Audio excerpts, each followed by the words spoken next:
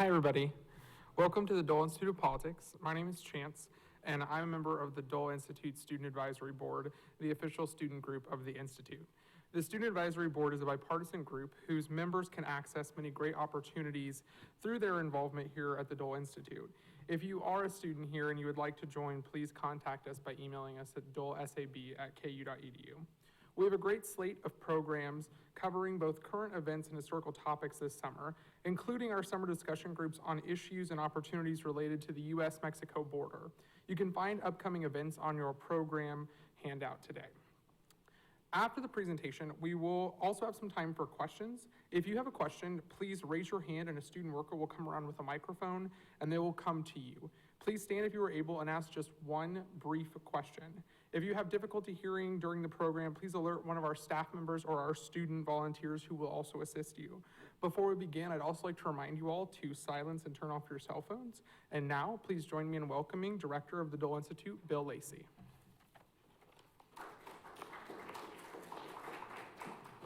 Thank you, Chance. Thanks all of you for coming out today. We appreciate your support of our summer programs. I'm really excited about this one. Frank and I have known each other for longer than either of us would care to admit. As a matter of fact, I think the first thing I said to Frank when I saw him today was, the last time I saw you, you were a young man. And well, it has been a long time, hasn't it? It has been. But anyway, thank you all for coming out. We'll be doing a book signing and book sale afterward.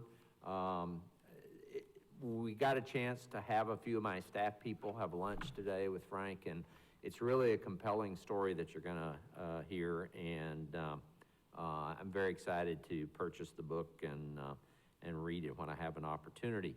Frank has had a very interesting career. He served as an Undersecretary of Commerce, as U.S. Ambassador to Singapore, as a political director in the Reagan White House.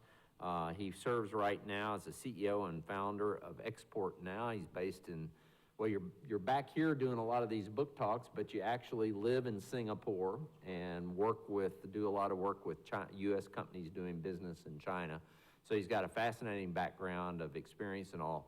And the stories that he tells in this book are just really amazing, and the way he came to write it and how that transpired and everything. And so we are delighted to have him here. I'm delighted to be able to see him for the first time in quite some time and welcome him to the Dole Institute. Please welcome Frank Lavin. Frank? Thank you. Thank you, Bill. Thank you so much. Thank you. Thank you very much, Bill, for that very gracious introduction. Delight to see an old friend again. It's a joy to come and visit this institute. And I had a chance this afternoon, not just to visit with some of the leadership here and to sort of share some insight, but then to go through. So it's just a terrific, and you realize Senator Dole's life and his career and his contributions are really sort of the story of the United States during that span, that sort of from 1940 to the present day, that his set of experiences in World War II and then post-war life and recovery is sort of what happened to our country. So we're all, I think, indebted to him and to that whole generation of leadership for what they did. Which takes us to our topic today. It's my privilege to share a little bit about my book, and I put in context, and I want to give you some of the background history on the book, and then maybe read a few excerpts from it. But I'd like to start by sort of just providing some of the historical basis for it, because the central fulcrum of the narrative is the U.S. Army in Europe in World War II, and it turns around, but post D-Day, so it turns on the Battle of the Bulge is sort of the peak part of the book. About half the book takes place in Europe, about half the book takes place in the United States, training and home front activity, hence the name. But the main plot driver is the Battle of the Bulge. And I just want to take a minute. We all know the name, the Battle of the Bulge, but why is it historically significant, and what happened, and why was it so meaningful at that time is what I want to spend a few minutes on. Then I'll read some excerpts from the book and put some things in context. Look, there are three or... Okay, I'll ask the engineers. We've got somebody in the back room who can do that. Thank you, sir. Good. Just, yes, please let me know if it's not projecting adequately. Is that a little better? It sounds a little, thank you. What I wanted to start with was just an overview, but why is that? Is it too loud now? Okay. That's it, good. We're good. We got a good. Thanks, Bill. What are sort of the distinctive attributes of this battle and why is it historically consequential? And I came up with 4. The first is the audacity of what Hitler was doing. This is late in the war. This is December 1944. Hitler's lost France. The Allies are approaching the border of Germany. He decides to stake everything he's got, all of his resources, on a massive assault on the Western Front to drive through the U.S. lines all the way to the Channel coast, to Antwerp, split the Allies in half, shut down the main port that the Allies use, freeze the entire Western Front, which, if he had done so, probably would have, at least for a good number of months. So it's a very audacious plan. It's a very bold plan involving 400,000 German soldiers attacking a line of 200,000. Now, one of the reasons Hitler believes this is going to work is because he already did it once, and it did work. This is what he did in 1940. Just by a massive assault, mechanized infantry combined with air, smashed through the French lines, defeated the British forces that were there, and put France out of action in a number of weeks. So he saw it once, and it worked. So he said, we can do it again. He had seen it a previous time, and it didn't work. He was in the Austrian army as a corporal in 1914 with the Schlieffen Plan, and the assault ground to a halt before Paris. So he saw it once when it failed and once when it worked, and now he says, we're going to do it again. So he begins December 16th with 400,000 soldiers against 200,000 American GIs defending those lines. So that's the first point, is audacity. The second point is scale. One reason we know so much about this is because it was the largest U.S. battle, the largest battle ever fought by the U.S. Army, remains so today. At its peak, it had 1 million American GIs involved, 600,000 combatants, 400,000 support troops. I mentioned a minute ago that when it started, it was 400,000 against 200,000. So the U.S. scaled up from 200,000 combatants to 600,000 within weeks, and then had 400,000 more supporting them. Those 1 million GIs were more GIs than there were in the entire U.S. Army only 30 months prior. We didn't even have an army in 1942 of 1 million people. We started World War II in 1940 as the pre-war era. Our army was just under 200,000 people. So we went from 200,000 peak to just over 8 million by 1945, 8 million service members, all services, but 1 million of which were in this battle. So massive scale, 600,000 people in combat. Of those American combatants, 40,000 killed, 20,000 injured, 20,000 taken prisoners. So 80,000 out of 600,000 paid a very grievous price for their service. The third point to make is one of sort of scope and desperation. This was a war of desperation, a battle of desperation for the Nazis, because this was their final assault. So on December 16th, they begin the battle. On December 17th, there was an incident known as the Malmedy murders, where a group of 80-some American POWs who had surrendered to the Germans were murdered by the SS after they had surrendered. And we knew this contemporaneous. We knew this because a few of the GIs managed to escape, feigned that they'd been killed, got out, and so the U.S. line knew immediately that the Germans were killing POWs who surrendered. So that sent a very ugly tone for this battle. There was one other incident or one other element of this battle that also added a lot of confusion to it, and this is a German initiative in this battle called Operation Greif, which people here might have heard of because it's in most of the movies. Operation Greif was a German initiative where they took all Wehrmacht soldiers who spoke fluent English, dressed them in American uniforms, equipped them with captured U.S. material, including tanks, jeeps, and so forth, sent them into American lines. And it sowed enormous amount of confusion. It didn't necessarily have a huge amount of direct effect, but it had a very powerful impact on communication and cohesion. for a number of weeks. So those are the main elements about why this war is so distinctive. Hitler told his generals, Manteuffel, his commanding general, that they had 2 weeks. They had 1 week before the Allies would fully understand what was happening, and they had 1 more week before the Allies could reconfigure and coordinate between London and Washington and Eisenhower to respond. So they had 2 weeks running room to throw everything they've got at the Americans and smash through. That's the context of what happened. There's a lot of other elements we can get into, but let me now take you into the book itself and give you a few excerpts. Look, any I think good war history is a story that is both particular and universal. It's particular in that it has to happen in a specific place and time. There's a specific set of historical events, but it's universal in that it tells a story that is more broadly applicable than the story itself. So there's lessons and resonance with people who weren't directly in the story. As I was doing research for this book, I came across a quote by John Steinbeck, who we know today as a novelist, but was a war correspondent, excuse me, in World War II. Let me read you what Steinbeck wrote. There are really 2 wars, and they haven't much to do with each other. There's a war of maps and logistics, of campaigns, of ballistics, armies, divisions, and regiments, and that is General Marshall's war. Then there's the war of the homesick, weary, funny, violent, common men who wash their socks and their helmets, complain about the food, and lug themselves and their spirit through as dirty a business as the world has ever seen, and do it with humor and dignity and courage. So this book is the second war. This book is just what happens to GIs in difficult situations, and it's told through the story of Carl Lavin. Carl was a high school senior in Ohio when Pearl Harbor was attacked.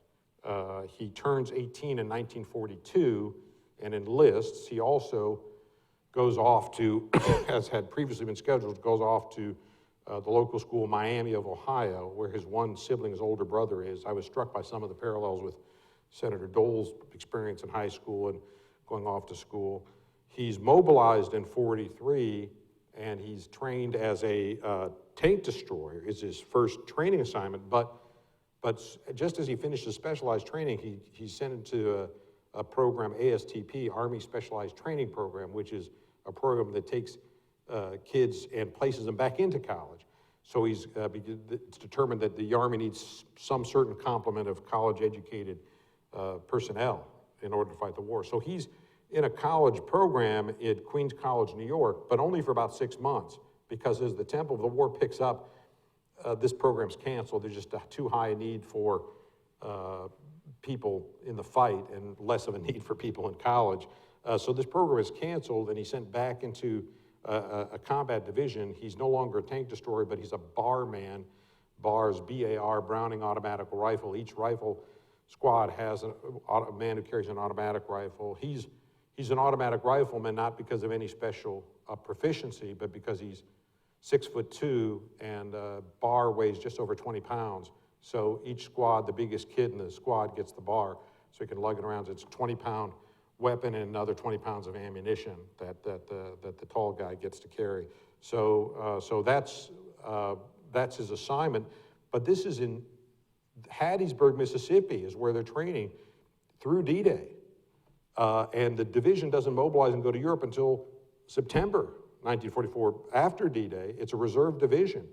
And it looks like through the fall, there's a rapid Allied advance through France, and it looks like through the fall of 44 that this division's never going to see combat. And it's only when Hitler launches the Battle of the Bulge on December 16th, and when the Allies start to understand how serious a thrashing this is going to become, that the reserves are stripped out. And the 69th Division itself isn't sent to the front, but the rifle companies out of that division are stripped out, and they're sent in as replacements. U.S. military does something that no other combatant nation does in the war, allied or enemy.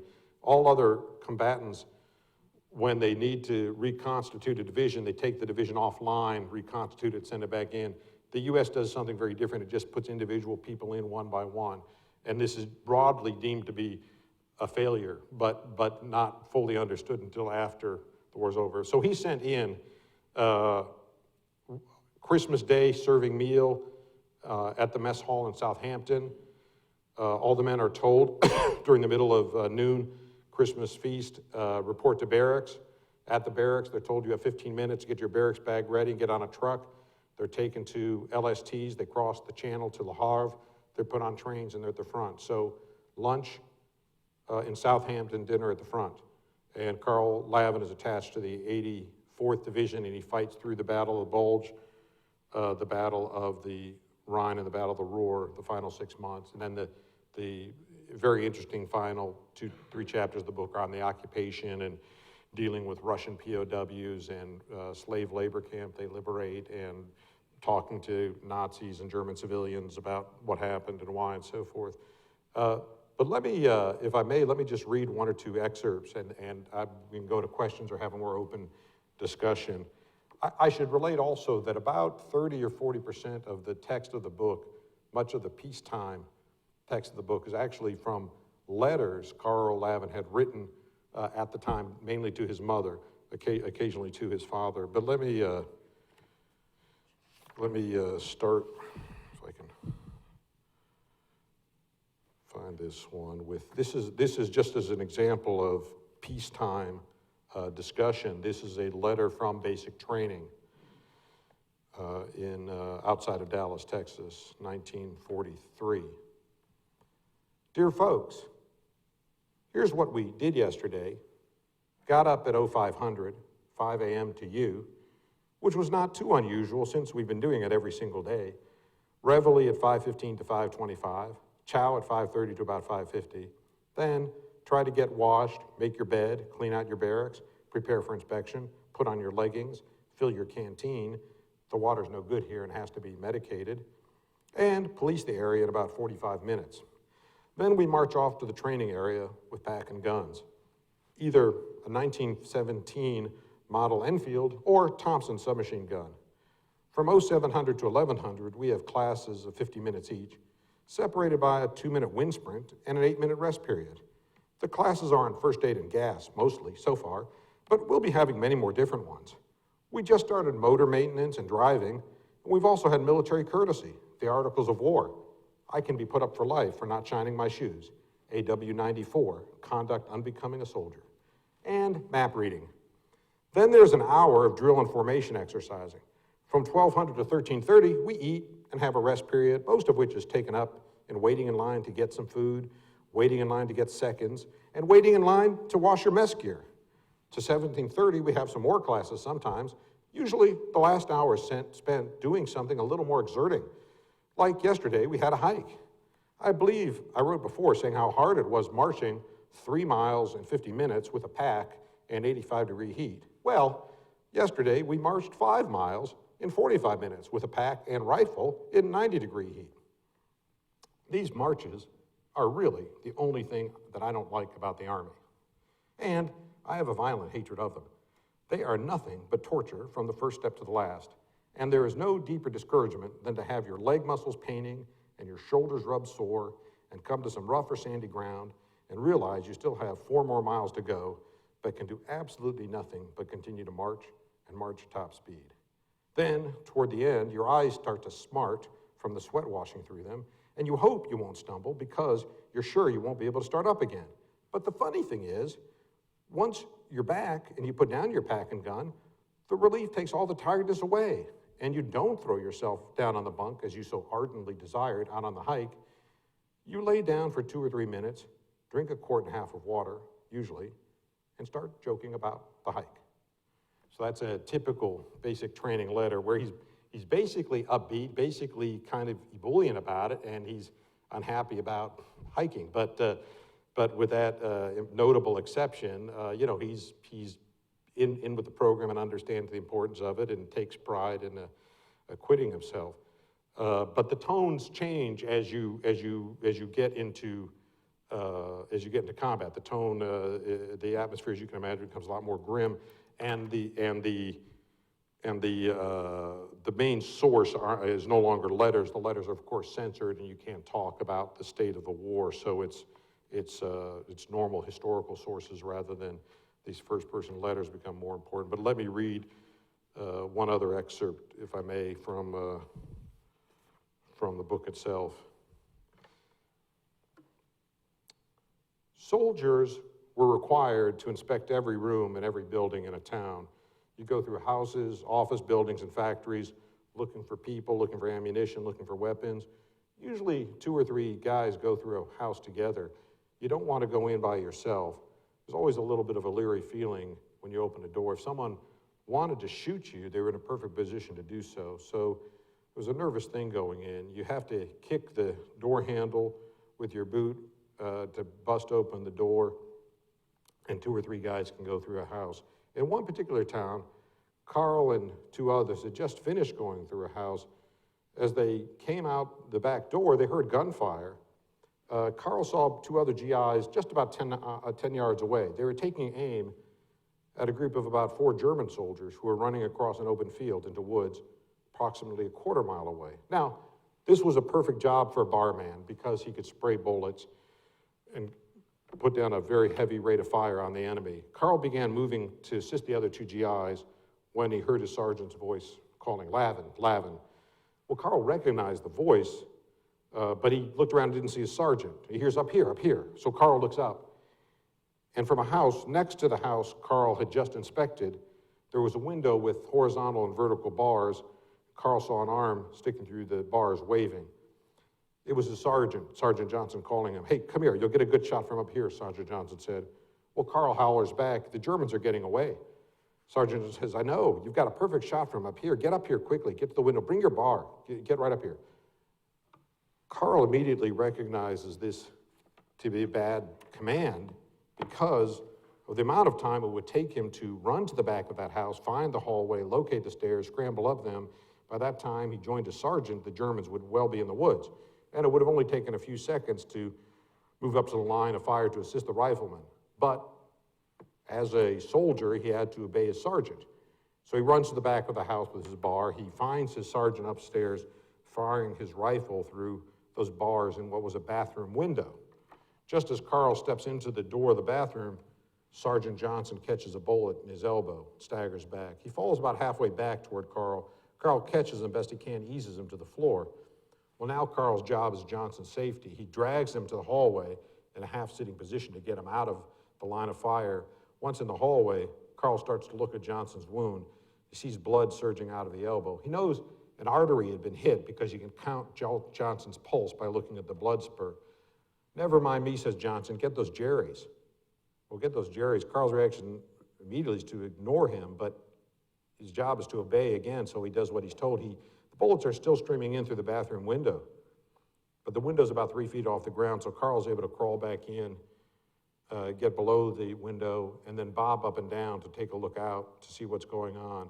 He gets his head up once, and what he sees startles him. It's 2 GIs shooting into the window. He recognizes them. He darts his head up once more for confirmation, and he feels a million bee stings all over his face. A bullet had hit one of the crossbars right in front of him, peppering his face with iron shards and rust. Carl wasn't hurt, but it was a heart-stopping moment. Nonetheless, he had verified the shooters. He recognized them. They were shooting through the windows. They must have seen Johnson's rifle firing and assumed them to be a German soldier. Carl rushes back to Johnson. "Those are our guys. They aren't German. They thought you were Jerry." Johnson gives it a moment's thought. He changes his priorities. Says, "We'll get Smitty." Smitty's the squad medic. Smitty always said, "Never yell medic. Just yell Smitty, and I'll run as fast as I can to come. I don't want to get diverted helping somebody else."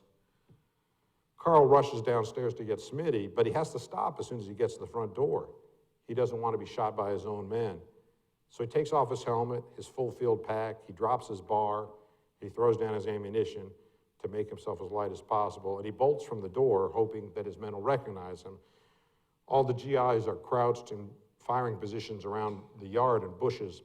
They recognize Carl. They say, "Hey, Lavin, get down, Jerry's in there."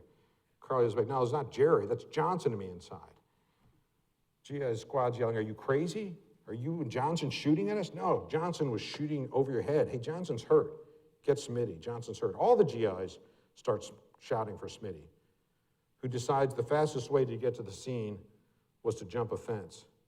Unfortunately, Smitty's foot caught a rail, and he went sailing with his medical equipment thrown loose. Through the air went the morphine syrets, the sulfonilamide, the gauze bandages, the compresses, the surgical tape, the tincture of methylate, aspirin, bismuth, paregoric, sodium amytal, and the tags for logging morphine injections. The GIs helped Smitty pick up his gear. "Come on, Johnson's hurt. Stop fooling around." That's just one vignette from the war. Look, that might be a good, we had a good start on this. Might be a good place to stop and take questions and open up comments. But thank you for letting me share some of the book and some of the history of the war with you. Good.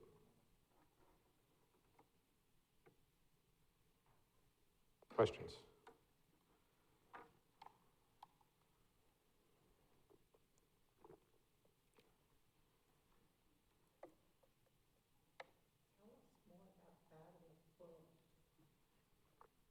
Well, I can tell you a few things. I alluded to a few of the challenges U.S. forces face, but there's sort of some solutions to some of these. Hitler says he's got 2 weeks. And Hitler doesn't understand, I think, the rapidity of decision-making in the Allied system. Now we're 3, 4, 5 years into the war. There's a high degree of cohesion, coordination, confidence. Eisenhower is the supreme commander. Roosevelt and Churchill have vested in him operational decisions. He does not need to go back and ask the prime minister or the president, "Do I have your permission?" He is running the show. So the day, December 16th, that it starts, he is detaching divisions from Patton's army group, one of his 2 group commanders, and he's bringing them up to go into the front. He still had to do this over several weeks, but the point is Hitler didn't have 2 weeks running room. Eisenhower doesn't need to go back and have a series of conference calls and discussions. He's running the show, and he's running it very effectively. So you could, I think, fairly criticize the Allies for an intelligence failure in not anticipating this assault, but boy, did the Allies respond very, very rapidly to put forces in against Hitler. So that was a good bit of news to undertake. Another very interesting point is, I mentioned this Operation Greif, the program that Hitler had to infiltrate American lines with German soldiers dressed in American uniforms. So you would have incidents where an American patrol is returning back to the American lines with some captured German POWs, and they approach the American lines, except it turns out the American patrol were really the Germans. The German POWs are, of course, working with the Germans, so it's nothing but a German assault group, and the American position is wiped out, right? So you had some terrible incidents like that take place because of this subterfuge. But what was striking to me was that these German soldiers had to be trained to act like American soldiers. So they had to go through a special sort of school where, because American GIs had sort of different discipline and routines than the Germans. So the Germans were taught it's okay in uniform to have your hands in your pocket, but Wehrmacht soldiers can't do that. US GIs can do that. It's okay when you're in uniform to chew gum. Germans can't do that, but Americans can do that. It's okay in uniform to lean against a wall. Again, the Wehrmacht can't do so. They had to go through a whole behavioral school. But one of the things that tripped up the Germans, among several problems, was a spelling error in the official U.S. identity card. They forged U.S. identity cards. They had a spelling error. But the punchline of this point is the spelling error existed in the original U.S. government document. The Germans fixed the spelling error. They issue a corrected spelling document to all of their phony soldiers. So everybody knows if you're seeing the document that's spelled correctly, it's not real. The U.S. one was the one with the spelling error in it. So it's an interesting reflection, I think, on German culture and what can trip you up sometimes. So, yes, sir.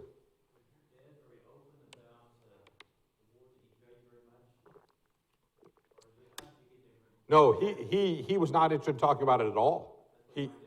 He had no desire. He would never talk about it, and he would leave the room if a war movie came on TV or a television show. He was not interested in watching it. So he really locked that part of his experience up, put it away. So this all started to unwind a bit about 10 years ago because there was a shift, you know, that Steinbeck quote about the two wars. There's a shift in some of the history and in some of the movies from the first war of high strategy to the second war of GIs. And there were three interesting developments all in about the same year that reflected that shift. One was Saving Private Ryan. The second one was this HBO series that Steven Spielberg made, Band of Brothers, from Stephen Ambrose's book. And the third was this Ken Burns documentary called The War, which just, all three were masterful in my view, but not just were they superb productions, but all three of them were that second war, all three of them were the GIs. And that just ignited something in me to say, well, I don't know what my dad, I knew he served, I knew he fought in Europe. His experience couldn't have been dramatically different. It might not have been heroic, but it had to have been in day-to-day activities. It had to be very similar to what we're seeing on the screen. And I said to him, I just want to get a tape recorder and talk to you a bit. I don't know what unit you served in. I don't know where you trained. I don't know what your specialty was. I don't know who your commanding officer was. I just like to get some basics. And I had to, you know, I was sensitive at this point that he had no appetite to talk about it. So I had to approach it sort of sequentially. Meaning in the first instance, all we're doing is talking about the things I just articulated. Just tell me the facts, just tell me some dates, and I'm not going to ask anything. But over time, you know, people's comfort level grows. So over time, we became a little more comfortable with it. We could get into it. And I ended up in a series of discussions with about a 40-page document. But then what happened 2 or 3 years after that exercise was we found in the furnace room these letters, about 200 to 300 letters he had written his mother mainly from that period. And not just that, just added a lot of texture, like that letter from basic training. It added a lot of texture of the peacetime activity, but it allowed him to go from unaided memory to aided memory. So it really bolstered a lot of the discussions. And then it became a more formal history project where I'm looking at the government records. There's an official division history. There's about a dozen published books. Members of his division published about a dozen books about their experience in the war. And there's about an equal number of unpublished papers, diaries, self-published books, and so forth. So there's a fair amount of material out there, a lot of time at the Library of Congress and so forth, just trying to collate everything there is to say about his unit. So, but he had no desire to talk about it. His concern, he would say a few things. First of all, he said the real heroes never came back, right? And he said, secondly, what I did, whatever work I did, is what everybody did. So it's not proper to call special attention to any one person's role and say this is something we should all emulate, because again, if you have 8 million plus people in uniform, you can't say, well, this fellow saved the day. Everybody sort of saved the day. So he was very sensitive of all that and said what he did is he served. He did his job and did his duty, and there was no special need to call attention to it. It's a different generation, isn't it? It's just a humble view. So, but yes, sir. What are your thoughts on why the U.S. Army missed the intel missed the planning, the German planning for the Bulge? Yeah, I think there were at least two big contributing factors to this. It doesn't fully excuse it, explain it, but there's two drivers of missing it. One is sort of mechanical, one is more strategy. On the strategy side, this Battle of the Bulge is audacious, but even if Hitler's successful, you have to ask, what's the point? What was the ultimate goal? So if you're a U.S. strategist, you're saying, well, he's not going to do this. It'd be hugely embarrassing to the Americans. It would freeze the war effort for 6 months or so. But the resource base of all of the Allies, including the Soviet Union at that point, over Germany, remember at this point, Italy's already flipped. Italy's out of the war and they're helping the Allies. All you've got is Germany and Austria basically left. The resource base and personnel base is 4-to-1, 5-to-1.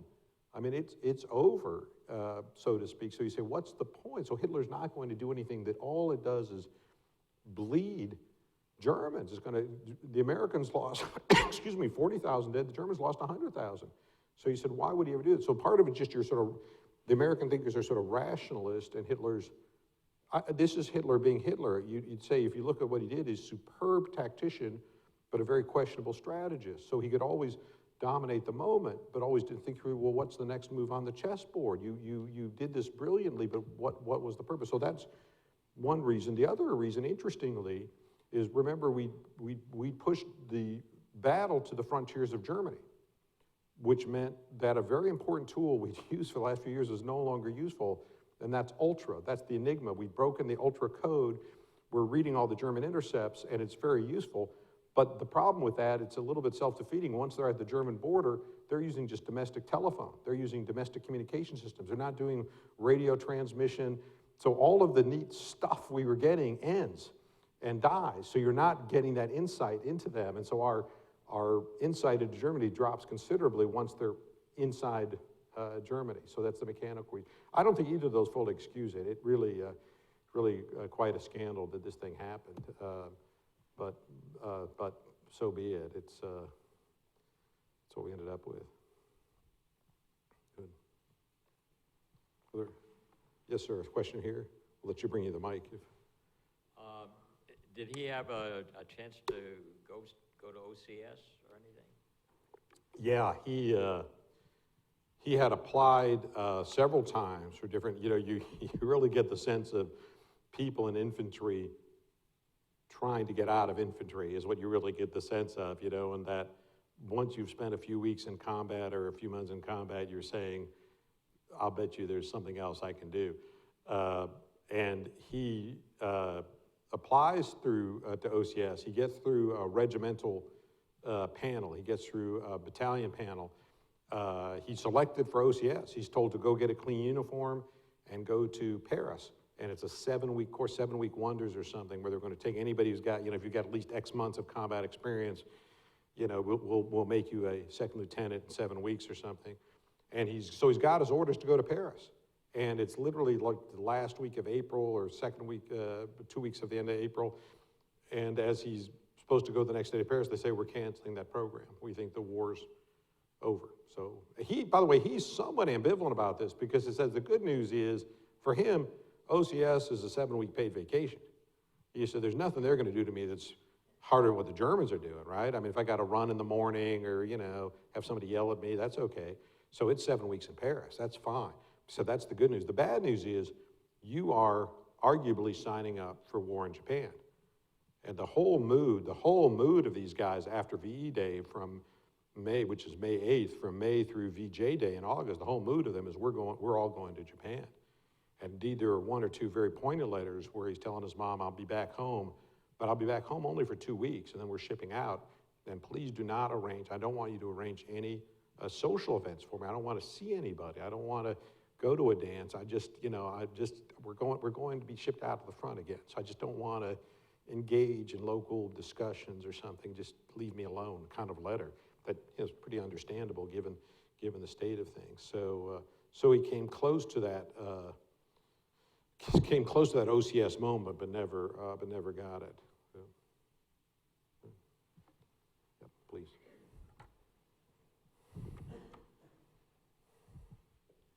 To what extent did the weather either hinder the Nazis or help them, or vice versa for the Allied forces? Yeah, I think the weather, it was the coldest winter in something like 40 years. So it was a brutal conditions, and I think that helped the Nazis more than the Allies in this sense. For one thing, it prevented air attack, because you had just terrible fog, terrible weather. So U.S. has almost complete air superiority at that point, but for several weeks it can't be deployed. And one of the elements that turn the tide is you finally get, as you get into January, you finally get some clear days where you can run air missions and you can disrupt German supply lines and start to put them on the back foot. So that was a problem where the weather really helped the Germans. And the U.S. supply lines are just strapped. The U.S. had a very successful fall running across France. It was terrific, but the result of which you're at the outer end of your supply capabilities and you're not building your infrastructure to keep up with what you need. You think that's okay, but we'd rather take our advances as we get them, but boy, you're at the very outer tether of that, and as a result of which, when that system is stressed at all, it can't keep up with it. So Carl goes to the front December 25th. He says that first week, the company is replenished, the company's at full strength. The second week, the company's replenished, but it's not able to keep up with fatalities, with casualties. It's not at full strength. The third week, there's no more replenishment. They can't put in people. And they said also after a 3 week, you have interruptions in ammunition supply, interruptions in food supply. So the system is stressed. So you're really, deteriorating capabilities and morale when you say we know if we're not getting replacements, and we know if we're not getting ammunition and food, we know this is not a good situation. It's very tough to keep fighting spirit intact. So within 30 days of combat, Carl is the top half of seniority of his company. Company's 150 people. But the company's at half strength. So he's actually in the top quartile, right, within 30 days. I mean, these people are just small. So I'm looking at the official division history and looking at the company records. This company has something like 150% casualties, just over 150%, which you'd say, well, how arithmetically is that possible? When I looked at it, it struck me as somebody miscalculated, or I'm reading it wrong or something, but how could you have over 150%? And I had to ask the archivist, this isn't mathematically possible. He said, no. What this means is there are casualties, and that person's replacement's a casualty, and that person's replacement's a casualty. So in the end, you've lost 150% of the people you started with. So it's just a tough situation for those folks. So, yes, sir. Does it talk about how well trained these replacements were? The problem wasn't the train. They're trained. They're trained. There's deterioration in quality in the final year or two, but the real problem is cohesion. You don't know people's name. You don't know their weaknesses or their strengths. You don't know them as individuals. I mean, if you had spent 6 months working together with somebody, you've got a good sense. There's a high degree of cohesion, high degree of coordination, high degree of trust, right? When somebody just shows up and they say, here's your new rifleman, you're not sure how good the fellow is at all. So it impedes entire unit effectiveness because that chain is only as strong as its weakest link, and it just takes a while for people to develop those bonds. But if you have these serial interruptions, serial replacements, you never fully get it back. And so the whole unit capability is degraded, which is why it's generally regarded by the military professionals as don't do what the U.S. Army did. Don't just parachute people in one at a time to fill gaps, but take a whole unit offline, reconstitute them for a week or so, get everybody together, do some exercise with them, put them back in, right, and have a rotating series of replacements like that. But the U.S. Army did not do that. There was deterioration in manpower in the final 2 years, and you can look at it's a little unclear what this meant in warfighting capabilities, but if you look at the draft notices in 1941, 42, the medical requirements were things like you needed all 10 digits. That's dropped to 9, I think, in 43. That's dropped to 8, 40. And then I think by 45, they say as long as you have fighting capabilities, we're not going to count. They had some formal rule on number of teeth you needed to have, and they kept dropping that. They had an IQ test, and they kept lowering that. So there was deterioration. I mean, they just needed folks at the front. So there was a decline. But I think the real problem was the previous problem that they. By the way, I said over 8 million people were in uniform at peak, which is true. But in the course of the war, Americans had 16 million people in service. In a population, 1940 population was about 130 million. And these are, say 90% male. So you're taking everybody. You're taking everybody of that age cohort and you're putting them in the hopper. So you know, given the population distribution, that some folks are going to be less capable than others, but you're just pushing them into the system. Yeah.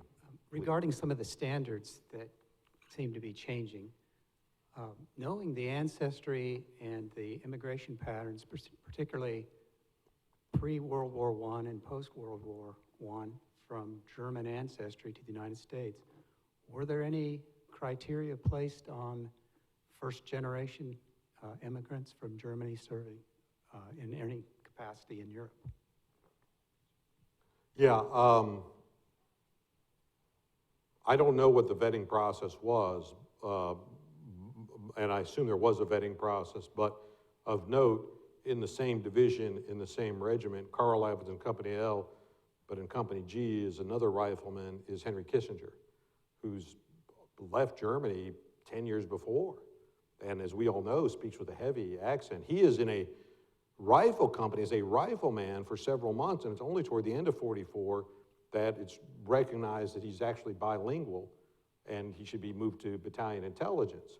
And so, so the point is there's clearly a vetting process for these folks, but I think there's also recognition. It stands to reason. Look, they're in the United States because they're refugees. They're not in the United States because they're, you know, Hitler fans. There was a German-American Bund. I mean, there was a pro-Nazi political movement in the United States. Never had huge numbers, but there was, you know, you'd have parades with swastikas and so forth in the U.S. So there was a small group of sympathizers and supporters. But I don't know what the vetting process was. Sorry. Could you tell us what happened to the wounded? Yeah, it's very hard to say. It's very, for example, we know, the only reason I know from this story what happened to Sergeant Johnson, the only thing we know is that I go through the division records and they have fatalities and casualties, and he's not on the fatality list. So we know he made it. That's the only thing. But the point is, there's no email, there's no way to keep touch of people. People barely knew each other. When you're evacuated, you're gone. So it's a very rickety system of communications at an individual level. It's nothing like today where you can track and find people. So we don't know. But were they kicked out? Oh yeah, he's evacuated. He's evacuated. There's an immediate dressing station at the battlefront. I mean, you were talking literally several hundred yards behind. Each of these squads have medics and there's corpsmen, so you can be as Smitty. So there you can get a tourniquet, you can get a morphine injection right there. Then you'll go to a dressing station, then they'll jeep back to a hospital and so forth, depending on how serious the wound will be done about it. I think that works reasonably well for medical practices at that time, but you know, these people are lightly trained. They're basically trained to stop bleeding and give the guy a morphine injection if he's in pain, and that's all we can do until we get him back to a doctor. So.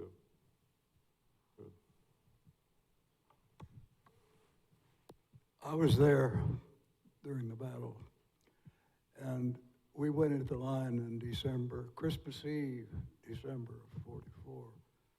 And after the battle, I was talking to some of the officers that were there previously, and they said that Eisenhower and Bradley were in Paris, and that there was boomers.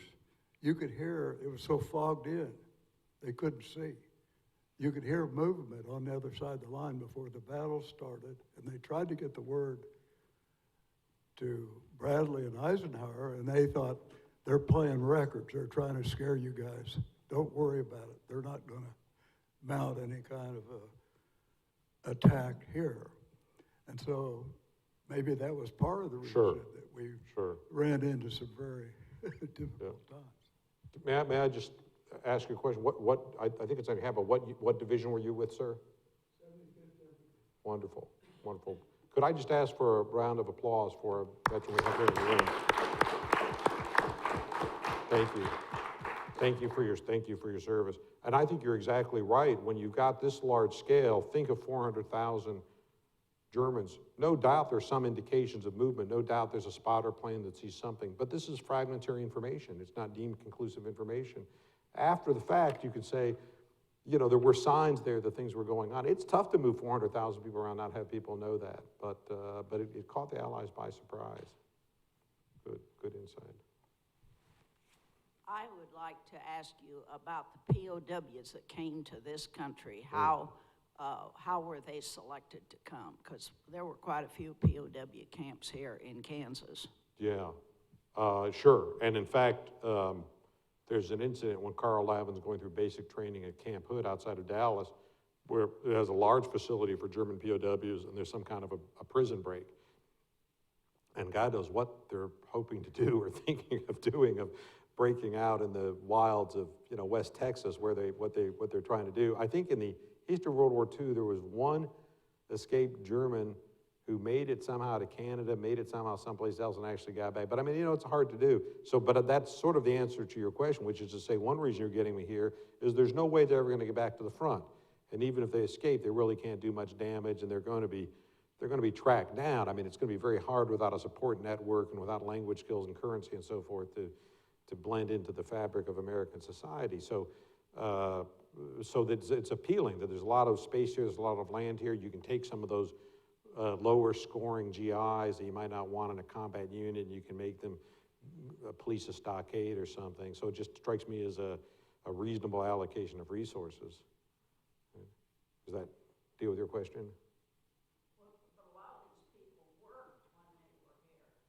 A lot of people weren't, what, sorry? Oh, yeah, oh, yeah. You had to, if you were enlisted, you were allowed to, you were allowed to be required to work. If you're an officer, you were not. That's a Geneva Convention requirement. So they typically on a farm. So you had situations, you know, you'd have apple harvest in New England where they'd take a few hundred German POWs and say, you know, you're picking apples.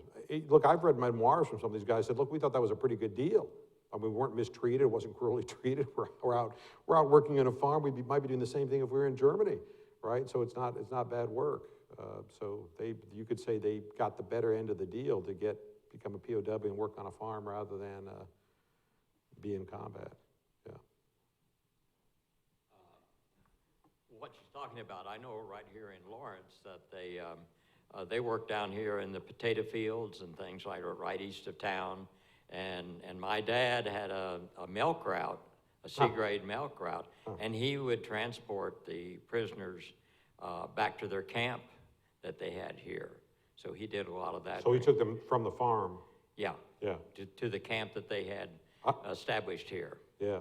I'm just going through my footnotes here, and it said that through World War II, the U.S. housed about 425,000 enemy combatants. That would include Italians, maybe some Japanese, but those are enemy combatants, not American of Japanese descent who were interned. So it was quite, you know, we've got the space to do this. So, so yeah, you would have had, Lawrence would be a good place to put people, right? Good. Look, I think we're getting near the end, and we have good questions. Let me close with one final comment, and I'll stay after to answer individual questions. Several people indicated they did want to get a book, and I can inscribe books as well. Are they outside? Where are we doing that, outside, or? Yes. There's a table out there. That's correct. Okay, great. But let me close with a little bit of philosophy, if I may. What can we take away from this calamity? If you were an American in the summer of 1945 in Europe, occupied Europe, then you'd see this extraordinary devastation of entire societies destroyed, countries destroyed, civilian casualties, physical damage, cost. And this in what we Americans would view as the cradle of civilization, where the greatest universities, the Industrial Revolution, the birthplace of sort of free thinking and open societies, and how could it have come to this? And this was a question that weighed on many people's mind about what does this mean about humanity, and is there anything we can salvage from this? The Army runs a program, a library program. Each division has a library, and it has military editions, everything from Sherlock Holmes to Tarzan to Shakespeare. You can, read what you want in the library. And Carl picks up a book that was a huge national bestseller then and is still a popular college textbook in many philosophy courses, but it's Will Durant's The History of Philosophy. And it's a 9-chapter book. Each chapter discusses the works, the thoughts of one of the great Western philosophers, Plato, Socrates, Aristotle, and so forth. So Will Durant is theoretically the first person to put this in sort of the words for the intelligent layman and make it sort of accessible to the general public. But we know this because Carl writes to his mother and he says, well, I'm thinking of this question. The one philosopher who speaks to me is Spinoza.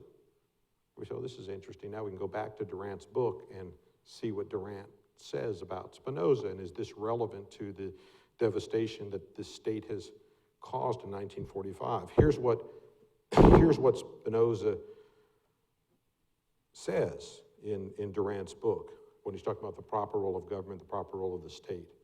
The last end of the state is not to dominate men, nor to restrain them by fear. Rather, it is to free each man from fear, that he may live and act with full security and without injury to himself or his neighbor. The end of the state, I repeat, is not to make rational beings into brute beasts and machines. It is to enable their bodies and their minds to function safely. It is to lead men to live by and to exercise free reason, that they may not waste their strength in hatred, anger, and guile, nor act unfairly toward one another. Thus, the need of the state is really liberty. So not a bad quote to end on, and if you salvage anything from the tyranny of Nazism, at least you salvage this nugget of truth about what a proper society needs to allow people to enjoy decent lives. But thank you so much for your time. Thank you for the chance to share some ideas with you. I'll go outside to sign and continue the discussion. Thank you.